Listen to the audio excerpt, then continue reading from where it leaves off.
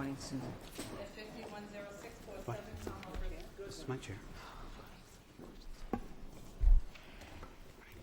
Good morning. Good morning, Your Honors. May it please the Court, my name is Bethany Stevens, and I'm an Assistant District Attorney in Middlesex. With me is Deborah Berkovich, and she was the Assistant District Attorney who assisted probation in the modification proceeding.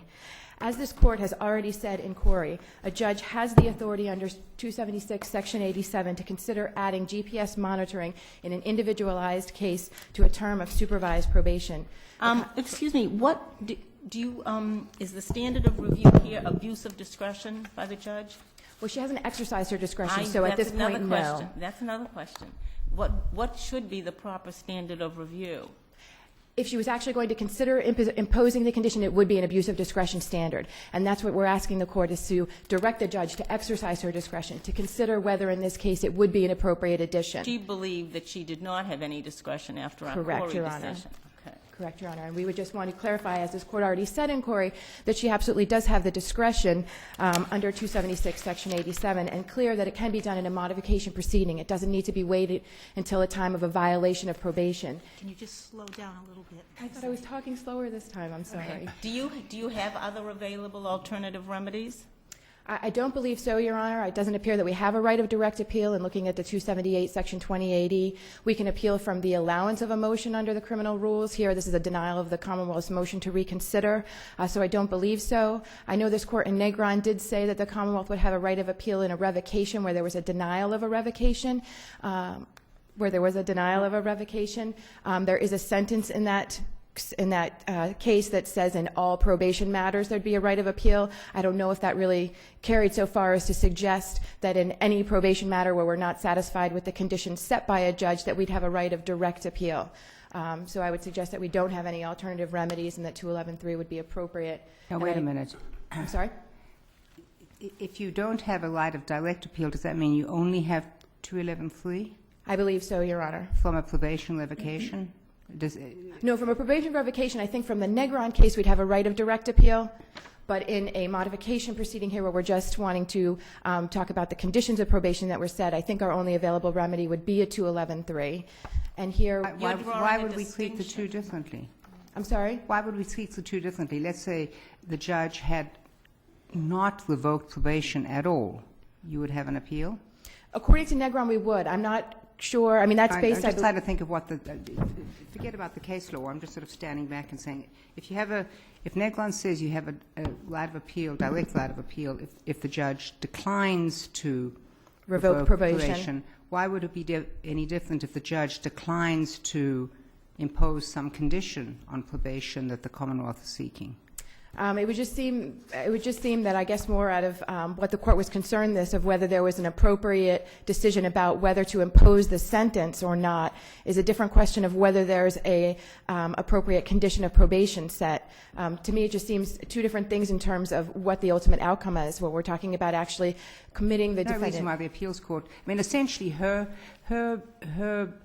understanding of the law is that she had no discretion. Is an error. The claim is it's an error of law. It's not. It's an error of law, and the appeals court could correct that if it's in fact an erroneous ruling. And that might be potentially the answer, Your Honor. And if that's the case, then that's what in the future the Commonwealth would. But I would suggest here, where there was a reservation and report from the single justice, I understand the Court should still reach the merits. Sure. Let me ask you this. Counsel for Mr. Goodwin suggests that the judge actually did exercise discretion here, that she acknowledged that in Corey we said the use of a GPS is potentially a punitive form of monitoring or a condition, a punitive condition, and therefore I think the judge was very careful in assessing whether or not the conditions here had changed so much that that form of modification would be consistent with Corey.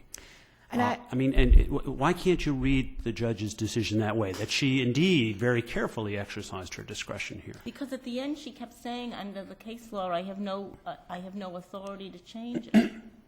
I agree with that answer, and I would also suggest, too, that her standard was that it was a material change, equivalent that she has no ability to do it without finding a violation of probation. And I would suggest that's the wrong standard by this Court's own statement, and Corey reaffirming that modification from time to time is appropriate. No, and I'm not one can read, I've read her decision. I'm sure you have. And one can look at it in a couple of different ways. Putting a GPS provision or modification on a probation term, which doesn't have one, is a big step. Surely, if there had been a violation of probation and new terms of probation were being set, there's no question that on an individualized basis GPS could be used. But here, isn't she really saying there have been some circumstances which have changed, which warrant some tinkering in the terms, but not enough to really warrant a GPS? That would be sort of an unreasonable modification in the circumstances, and therefore it would be punitive under Corey. Why can't we read her decision that way? Well, I think for two reasons. One, I think she does clearly state that she's finding a blanket that she's in any case not able to consider GPS without a violation of a condition of probation. And I would also suggest that if we did read it that way, then again that would also be an error of law, that she is not required in this case to require an actual violation of the condition of probation, because the circumstances of this individual case would not make the imposition of GPS impermissible punishment. So as best I can understand here, the Commonwealth's position is, or the probation department's position is, it would be easier for us to enforce the conditions of probation if we had a GPS device. That's it, right? Isn't that really the reason? I wouldn't really suggest. I mean, I think, that was actually said, but it's more that the original sentencing judge intended that this sentence was going to be subjected to intensive treatment and intensive supervision. Okay. So in order to effectuate that. Excuse me, and those are part of the terms. That's part of the terms of probation. Absolutely. Intensive treatment, intensive this. Supervision, correct. And just like it was a proper modification to add the DMH. Slow down. Just as like it was proper to add the DMH requirements, the modifications to effectuate the intensive treatment aspect of those original terms, imposing a GPS monitoring effectuates the intensive supervision aspect of that. This particular... But the problem or the issue, it seems to me, quite apart from, I agree with you, certainly at the end of her decision, she indicates she didn't think she had discretion, but wasn't she also saying that because this court has considered it criminal, it isn't like adding DMH? It is not equivalent at all. And I would suggest that she would be wrong in that instance on the facts that we currently have, but there might be, if we actually had a finding that she exercised her discretion, and for these reasons she found that it wasn't appropriate, we could look at it and analyze it that way. We don't have those facts in this record. But do you have a problem with a change in circumstances? I mean, I might agree with you that that with a change in circumstances you could impose the GPS, but if we in this case we happen to have a very strange situation. We have the Supreme Judicial Court in the Commonwealth versus Goodwin case of several years ago, where the issue was whether what the judge took into consideration in sentencing, and the Supreme Judicial Court indicated that in their view the judge took into consideration in sentencing all the defendant's prior bad, uncharged and unconvicted for conduct, and considered, what a bad duty was essentially. And then you have his treatment, his taking medication. You have the evidence that was put forth that he was no longer SDP. So might the situation not be that you have a change in circumstances, that he has improved since 1990, and therefore there's no justification for saying material change in circumstances downward, more stringent? If anything, if there's been a change in circumstances, it's been in the defendant's favor. Right. It might very well be, but we don't have a record to go on that because we don't actually see what the information was provided. I would suggest... Wait. What information? We know we have the SJC decision from the Supreme Judicial Court decision from the 1990 case, and then there must be the evidence that was presented to the jury when the jury found the defendant non-SDP. Right, and that information, it's the QE reports that were provided to the sentencing court at the time of the request for modification. There was also a report, I think, provided by the defendant about his present mental condition and present social status. So I think taking into consideration that information that wasn't available at the time of sentencing to determine what parameters or what other conditions might be appropriate. And here those conditions: stay away from children under 16, stay away from the victim. Definitely additional burdens on this defendant, but permissible in this context because it's reasonably related to this individual defendant, the characteristics of this defendant, the offense he committed, his current condition. Let me ask you this. Wait, I'm sorry, I don't think she finished the question. Answer, so what is it that makes a change in circumstances that shows that he's worse now than he was in 1990? I don't know that we know that, because I'm not asking this court to yeah. find that this defendant, that this court needs to decide whether this defendant requires GPS. I'm asking this court to tell the sentencing court to decide whether this defendant needs GPS monitoring. And it's the Commonwealth's reading that she hasn't decided that she felt her hands were tied and she couldn't make that decision. We're just asking. Wait a minute. Yes. She's not sentencing at the moment, correct? This is a probation hearing. Right, but she's referred to as the sentencing court, and I apologize if I'm confusing on that. I understand that. So what she says is he hasn't violated, and tell me if you disagree, any of the terms or conditions of his probation, I agree. right? Yes. So you are saying once a judge has sentenced and you have no reason to believe that there's been any modification of his behavior, you've just told Justice Cowan that you don't know, that we can just go back and resentence? Absolutely not. I'm not suggesting there should be a resentence here. We're just talking about additional conditions of probation for a modification, and this court and... He hasn't violated any of the terms of the conditions of his probation. But this court has said under 276, Section 87, throughout the length of the probationary term, a sentencing court, has the authority to add additional conditions of probation. But that's usually triggered if there's some conduct, if there's a probation violation. I would respectfully disagree with that. There have been cases where there's just been no violations, the Morales case, the LaPointe case, where it's just a change condition based on new information. Why it matters what the change in condition is. Doesn't the Buckley case... And this one... Well, hold on, because- Justice Cowan.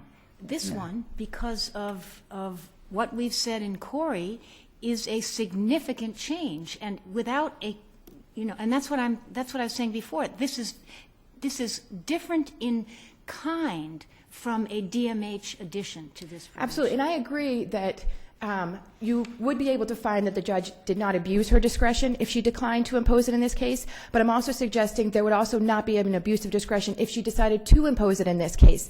Maybe if we're talking about maybe a firearm conviction similar to the Gomes case where they imposed random alcohol and drug testing, that's not related to the offense or to the individual characteristics of the defendant. We have the reasonably related test for conditions of probation that would tie us back to the goals of the probation for the individual defendant. Okay, but let's go to that. I just want to go to what she said. There are some changed circumstances here, as I indicated, but there is no change in circumstances, in my view, which would support the addition of GPS as a condition. All right, that's what she says. That's her finding. She goes on to say, even if there were, I might not be able to impose it. But hasn't she concluded that there are changed circumstances are not significant enough to warrant this, what we have said is a punitive additional sanction? And I would suggest that that's an incorrect statement for her as a matter of law, because she's saying that she needs a material change. And I would suggest a material change is not necessary. She's saying she So any change in circumstances can... What's the change? Yeah. What's the change? new information that's available to the court that would make this condition reasonably related to the goals of What's this the new individual. information? The new information here is the diagnosis of his mental health that was elaborated on during the SDP proceedings and the information from the reports that she received. So that, excuse me, so you have a proceeding in which there's a fact finding, is this person sexually dangerous? The fact finder says no, the person is not sexually dangerous. And you're saying, but nevertheless, having had a fact finder, in this case a jury, correct? Correct. This was a jury saying, having heard all the evidence, that this person is not sexually dangerous, that the Commonwealth can take some piece of that proceeding and come into court and say, but you should, in essence, resentence because there's been no probation violation. I would disagree with the resentencing, but yes, because the standard in an SDP proceeding is that it's no longer proven beyond a reasonable doubt that you need to be strictly confined for a reoffense. It's not that there was a finding that there's no risk of reoffense here. So, and there's new information that came to light through those proceedings and just since 1990 that would make the permissible added conditions of DMH permissible. So that same application applies here when we're talking about GPS. Doesn't a change in circumstances mean that something objective has happened? It doesn't seem so from the case law. It just seems that new information is available. I mean, one of the cases was that the addition of alcohol, the residential alcohol treatment was required because new information came to light. The judge didn't realize that the defendant had a prior conviction on his record. Those circumstances existed at the time, but it just came to light for the... Nobody had any doubt as to what the underlying crime was. Well, and I guess I just want to make the point, too, here, that if the court is going to say that maybe currently, right now, there's not information that would warrant a change to add this condition, to say that a judge doesn't have the authority to consider ever. But that's essentially what Justice Cordy was asking you about. I mean, she was essentially saying that there are not sufficient changes to warrant this. And my reading, the Commonwealth's reading of her decision was that she found that she did not have the authority. Absent a probation violation, she did not have the authority to consider this condition, and we just want her to consider it. The question reported is whether the sentencing court has discretionary powers to add the GPS. So that is the question reported, and I assume that you want us to simply answer it yes. Correct. That's all you're asking for. Correct. And That's that's how I absolutely. read the question reported. Now, That's absolutely correct. If I could, I know you're over the time, but I'm the youngest, so I go last. Imagine one is a sentencing judge, and imagine that there's a plea agreement in which the person is supposed to receive 4 years plus probation with usual terms of probation. The Superior Court judge listens to the plea and says, well, I'm going to sentence, but I'm going to actually add this condition of GPS monitoring. Does the judge have to give the defendant the opportunity to withdraw the plea because he's adding a condition that was not agreed to? I absolutely don't believe so. I mean, that's not beyond the statutory maximum of the crime. It would be perfectly appropriate to do at that time. I think also that... So your view is that unless the judge increases it beyond the statutory maximum, he doesn't have to give the defendant the chance to withdraw? I don't think so, notwithstanding the conditions of probation. I mean, here he's giving him the liberty of being at liberty on probation, subject to the terms and conditions. There's always the abuse of discretion standard, whether it's a reasonably related condition, and therefore would make it an impermissible condition. But I don't think that it would entitle the defendant to actually withdraw his plea. What if the judge had said house arrest? I'm going to order, as a condition of probation, the person be placed under house arrest for a period of 6 months. Would that not mean that the defendant could withdraw the plea because now probation means house arrest for 6 months as opposed to be on the street? I'm assuming that we're talking about Superior Court as opposed to a defendant-capped plea in District Court. Superior Court. But we still give the opportunity to withdraw the plea if you exceed the agreed the Commonwealth's recommendation. The Commonwealth's recommendation. Right. So maybe in that instance, I mean, I would suggest no, because at that time we're not imposing a punishment above and beyond the statutory maximum, and I would think that that would be, maybe there's something more at issue here that I'm missing. But what you're missing is a substantial deprivation of liberty, which is not incarceration, but there are substantial deprivations of liberty that fall short of incarceration. But so that if that was not part of the negotiated agreement, i.e. the Commonwealth's recommendation, I think that was the gist of Justice Gantz's. But I would just suggest that it might be helpful to look at the SDP, upholding SDP and sex offender registry, and finding that that's not an impermissible additional burden. The fact that we're making an individual assessment on the current condition keeps it from being an impermissible burden. And I would also suggest that the definition of punishment in kind of a double jeopardy context is whether the sanction imposed for the same actions is overwhelmingly disproportionate to the remedial aims. Isn't the distinction that Justice Gantz was getting at, though, if a person is sentenced to house arrest for 6 months, then his or her freedom is definitely restricted. If he's wearing a GPS or she's wearing a GPS for 6 months, their freedom to move about isn't restricted. It's just that somebody else knows where they are. Maybe that's the distinction that Justice Gantz was getting at. I don't know.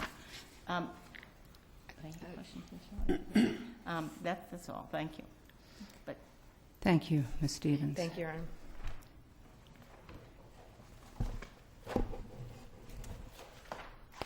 Good morning, Ms. Eisenberg. Good morning. Morning, Madam Chief Justice and Honorable Justices. Beth Eisenberg, and with me is Janine Mercure for Mr. Goodwin.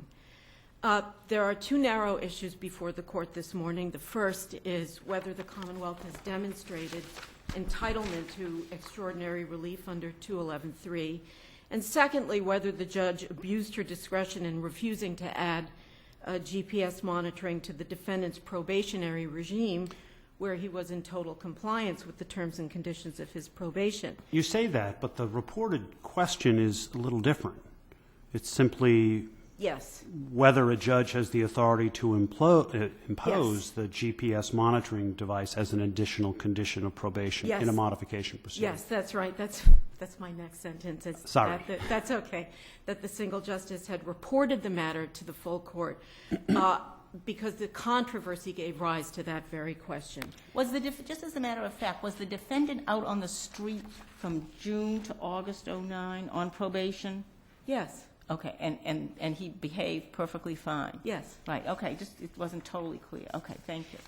Now, as to the first issue, we've challenged the Commonwealth's petition to the single justice under 211.3, and this is at pages 20 through 24 of our brief. And the justification for such a petition wasn't mentioned by the Commonwealth. It wasn't briefed by the Commonwealth. It was added in a reply brief. Well, the Commonwealth, I think, has a fair answer to that. Justice Botsford reported a question to this court which didn't include anything about jurisdiction, so why should they spend pages of their brief answering that question? Because I think They that did argue it before the single justice. Well, if you look at the Anthony Martin case that they rely upon, they say in their brief that suggests that when a matter is reserved and reported, that the stamp of procedural approval as to extraordinary relief may be assumed. And if you look at the Anthony Martin case, what this court said is that you engage in an analysis anyway, even if it hasn't been challenged. It says in black and white, quote, although the Commonwealth does not challenge the defendant's claim for relief under 211.3, we consider whether the case is properly before us. And I would add to that I think one of the problematic issues here is that the Commonwealth never explains why ordinary appellate review really is inadequate to its task. We suggest that the record doesn't really reveal any reason, much less a good reason, and we suggest that what really happened is that they blew the 30-day appellate period, not once, but twice. And we do argue the specifics of that, of how they blew those 30-day dates, contrary to the government's contention, at pages 22 to 23 in our brief. So for these reasons and the other reasons in our brief, the petition should be dismissed. The issue is waived. And unless there are questions from the court concerning this, I'll proceed to the merits. Excuse me, what is the citation of that case that you referred to, Anthony Martin? Anthony Martin, it's actually in the Commonwealth's brief.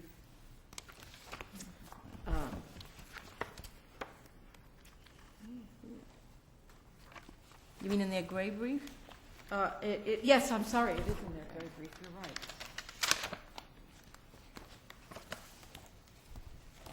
Don't you want an answer to the question? And it isn't in the table of authorities. I but see, it I is see. in the I brief. found it. Okay. Okay, thank you. Shall I proceed to the merits? Yes. Thank you. It seems to us that the hearing judge did not decline to exercise her discretion in this case, but in the exercise of her discretion, she declined to subject Mr. Goodwin to GPS monitoring. And in answer to the controversy between the justices this morning on this question of being legally prohibited, I think if you look at the judge's ruling from the bench, which we've reproduced in full in our brief at pages 12 to 13, and again at her written ruling, she repeatedly and she mindfully says and qualifies her views by saying, in the circumstances here, it would be punishment. And she says this over and over, and we don't think that it is a tortured reading to say that what she's declaring is that on these facts, given the prohibitions articulated in Corey, this request is really just merely an end run around what would otherwise be prohibited by application of the ex Which do we post rely facto. upon? Do we rely upon what she said orally from the bench, or do we rely upon her October 7th, 2009? Well, I don't think they're in conflict with Well, I one mean, another. let's look at the last sentence. In the posture of the present case, however, where the defendant has not violated any of the terms or conditions of his probation, it would be impermissible to add a probationary condition Right. that, as once which Supreme Judicial Court has held, amounts to punishment. It Right. seems to say that she thought it to be impermissible, To punish him. To punish him. and she characterized this as punishment. Yes, she So does. isn't that a legal question? Indeed, it is a legal question, but what we're saying is that in terms of the exercise of her discretion, she didn't forbear from exercising discretion. She says repeatedly, I have looked at this case, and in these circumstances, this isn't warranted. Now, Corey does say that such monitoring bears many of the hallmarks of punishment, and I want to get back to that in a minute. But apart from that, isn't this problem likely to recur? I mean, this is not going to be the last time that probation asks for this in these circumstances, isn't it a situation we might as well resolve because it's an open question and it's an important one? Well, it certainly has been briefed fully by the parties, and I agree it's an important question. I don't agree with the Commonwealth's characterization that the merits weren't properly reached by this judge and that she did anything other than decide on the merits before her. But it seems to us... Let me put it this way, Ms. Eisenberg. I suppose it seemed to me, reading both of the pieces, that she was really quite careful about what she was doing. I assume that she anticipated that somebody would take an appeal from her order, or might take an appeal. That what she's saying is there may be circumstances when a probationer violates the terms of his probation, when at a probation revocation hearing, a revocation judge can impose punishment. Yes. Because we know at very least that incarceration is punishment. Yes. And we know that when a probationer violates the terms of his probation, one of the things that a judge may do is send the person to the house of correction or the prison, whatever the circumstances are. So clearly, if there's been a violation, we also know that if there have been changed circumstances, Yes. then a probation hearing judge may do some things. Yes. For example, may send that person to alcoholic treatment, Yes. may send that person to abuse prevention treatment, because those are not viewed as punishment. And there was no probation violation, but the judge is informed, at least a very liberal reading of the cases would suggest that. And what she has done rather carefully is to say, it is not at all clear to me that where there has been no violation of probation, that I can punish this defendant. Yes. So that in a sense, it's not that she's declined to exercise her discretion. Correct. She has said, I have lots of discretion to do all kinds of things, but I'm not at all sure that I can punish this defendant further. I mean, is that... That is exactly our Okay. argument. We agree. Now, so we would have to do a couple of things. It is clear that there is quite strong language in Corey, Yes. but I don't think this court has said that wearing a GPS device is punishment. In all circumstances. Well, I think, I mean, my reading of the jurisprudence of this court to date in Raposo, in footnote 11 Right. in Raposo, Right. and in Donahue, it's clear that this court has considered GPS as a supervisory condition that is not in all circumstances punitive. And what you have to look at, what we suggested to the court, was this balancing test where you look at where what the circumstances of the probationer are and what's being proposed, and then determine whether or not that modification is reasonable in the context of what's presented to the court at the modifying hearing. We think it's important that no matter what determinative test this court chooses, we agree with Justice Botsford that GPS is simply not like any other condition out there. It is sui generis. It doesn't afford the probation officer just information about where the probationer is. It reveals, in many instances, exactly what he's doing. There was a wonderful case that was cited to this court in one of the amicus briefs in Connolly out of the Washington Supreme Court, a 2003 case called State versus Jackson, where that court observed that it can provide an hour-by-hour detailed record of travels to doctor's offices and places of worship and political rallies. So this is not your average supervision tool.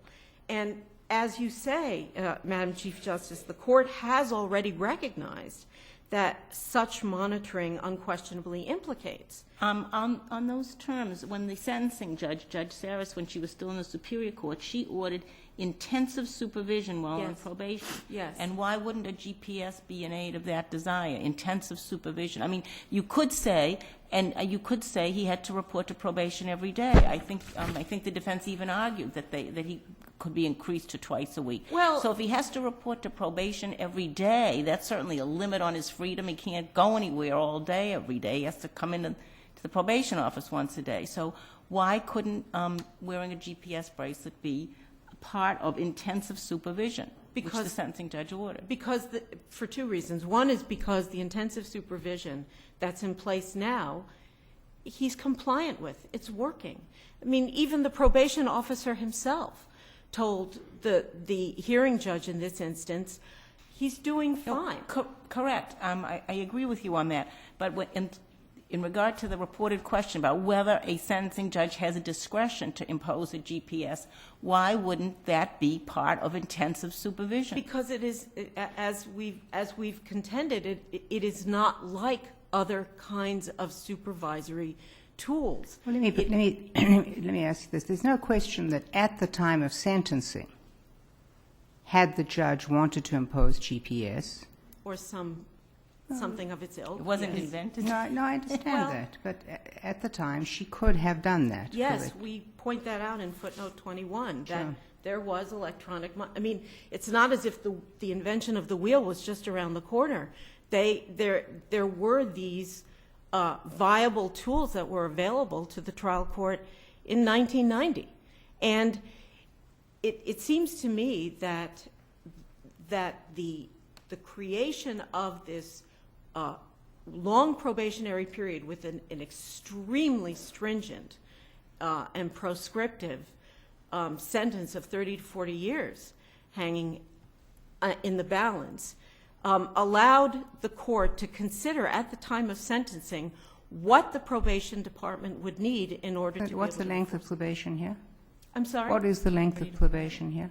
It is 10 years with a suspended 30 to 40-year prison sentence because it was entered prior to the Truth in sentencing. truth in sentencing. Yes, thank you. Now, two questions, I guess. One is, would your position be differently if the defendant wanted to add this as a condition to avoid an SDP? As in Morales, perhaps. I think that's probably. Okay, so you're not saying the judge doesn't have authorities. You're saying the judge would not have authority except with the defendant's blessing. Right. Okay. Second question. Imagine a situation where you had somebody who had been abusing spouse, and there was a probation condition that said stay 1,000 feet away. Mm-hmm.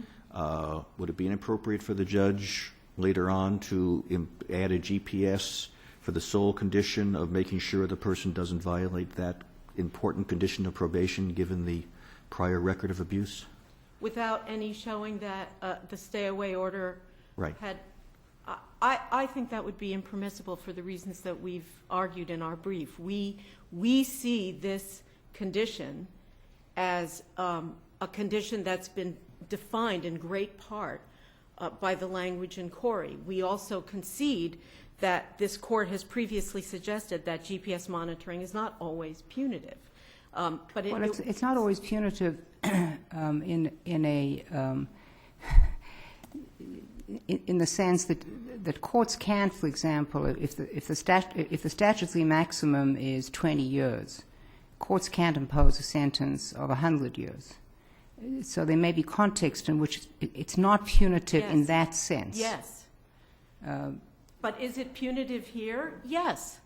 And But I guess my question is it punitive here because of GPS by the essence of GPS, or is it punitive because this GPS says you can't go within 100 feet of various schools? I mean, it's very confining in terms of where the person can go because of the level of restriction. I'm trying to figure out which one Are you you're saying. talking about the GPS restriction, the exclusion zones that were requested here? Right. Well, that's a really good question because, you know, the exclusion zones were never revisited, and it's unquestionable that the exclusion zones, we would say, are a further independent restraint, but they work synergistically with the GPS monitoring. I mean, GPS monitoring in and of itself implicates important constitutional considerations, but the exclusion zone and the breadth, as you suggested, the exclusion zones also does, and those work synergistically, and you look at all of those things to determine whether or not what's happening here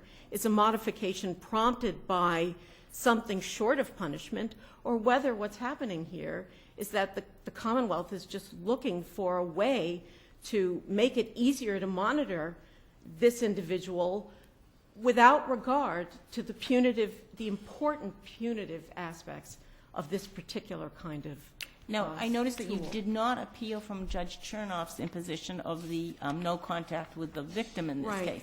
But that restricts the defendant's freedom in some way? He has to stay away from certain zone. It's certainly in the record that there was no appeal taken, but I would say that I think there's a quantum difference between those kinds of conditions, which are tailored really to the considerations that were articulated at sentencing, from the kind of conditions that the Commonwealth proposes here. And unless there are any other questions, we rest on our brief. Thank you, Ms. Thank you. Eisenberg.